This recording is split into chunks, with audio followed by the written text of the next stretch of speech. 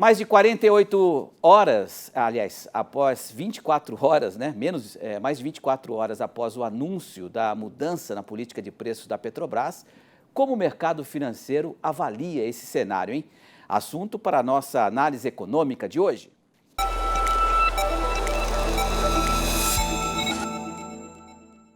Aqui está o Miguel Daúde para abordar essa mudança de política de preços da Petrobras. Daúde, tá me ouvindo, né? Sim. Tá. Primeiro, do ponto de vista da economia e do agro, eu acho que é positivo saber que o preço da gasolina foi reduzido, né, do gás, do diesel, cerca aí de 40 centavos, né? Quais os outros impactos para a economia? Isso acabou sendo positivo realmente na sua avaliação? Boa tarde. Boa tarde, Petri. Boa tarde a todos. Sim, não tenha dúvida que você reduzir, né, o preço dos combustíveis e do gás de cozinha num país onde tudo, né, é transportado sobre rodas. No caso do gás de cozinha, onde você tem mais da metade dos pobres, né, das pessoas necessitadas, cozinhando com lenha, não tenha dúvida que você reduziu o preço dos combustíveis e do gás de cozinha tem um impacto, sim, positivo na economia, né? Hoje, quando você analisa, né, a doença da economia, você sabe que a nossa economia ela é muito frágil, né? Toda decisão que você toma tem efeitos colaterais.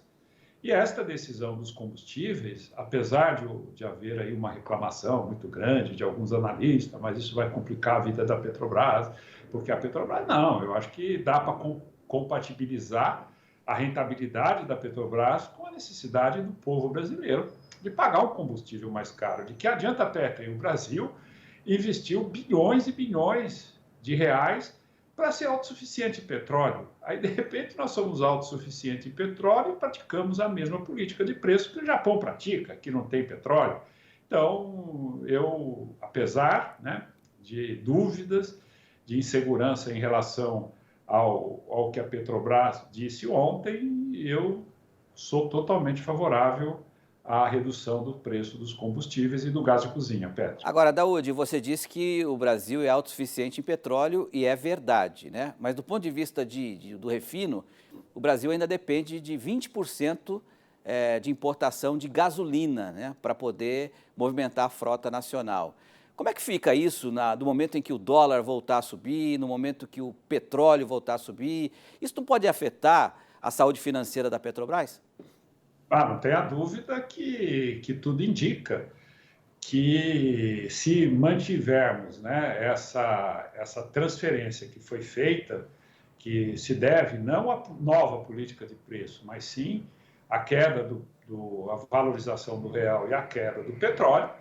Agora, você tem que ter um ponto de equilíbrio, né? O presidente da Petrobras, o ministro de Minas e Energia, colocou como referência o preço do petróleo internacional. Então, é muito cedo para nós anteciparmos qualquer posição, né? Agora, existe uma insegurança, sim. Os investidores têm dúvida em relação a qual vai ser o comportamento da Petrobras quando isso que você falou acontecer, Petri. Portanto, o Brasil entrou numa de liberal, não, nós vamos vender as distribuidoras, vamos fazer isso, só que esqueceu de que nós precisávamos de refinaria, né? Agora, não tem sentido arrancar o couro do povo com o petróleo, com o preço dos combustíveis, em troca de uma política internacional que, na realidade, beneficia apenas a Petrobras. E como é que fica? E como é que fica o etanol nessa história? Fica menos competitivo?